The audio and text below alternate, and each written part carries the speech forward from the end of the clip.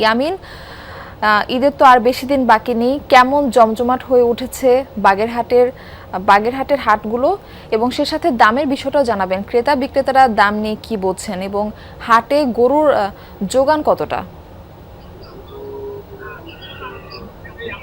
Murphy, আমি যদি বলি যে সকাল থেকেই ক্রেতা বিক্রেতার হাট ডাকেই এই হাটের যে উৎসব মুখর পরিবেশ সেটি শুরু হয়েছে। আমি একটু দেখাতে চাই, আমার পিছনে একেবারে সারি সারি সব সাইজের গরু এখানে আছে। এখানে এই হাটটি হলো বেতাগা হাট, এটি বাগেরহাটের ফকিরহাট উপজেলায়, এটি দক্ষিণ পশ্চিম অঞ্চলের সব থেকে বড় হাট।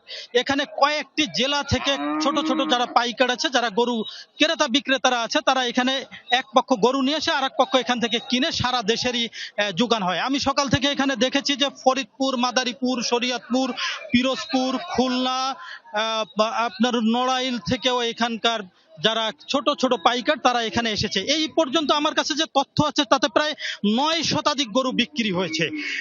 আমরা 9 শতাধিক গরু বিক্রির এই পর্যন্ত আমরা তথ্য পেয়েছি। এখানে যারা ক্রেতা আছে তারা বলছেন দাম একটু চড়া, বাজার একটু চড়া। যারা বিক্রেতা আছে তারা বলছেন যে দাম একটু কম।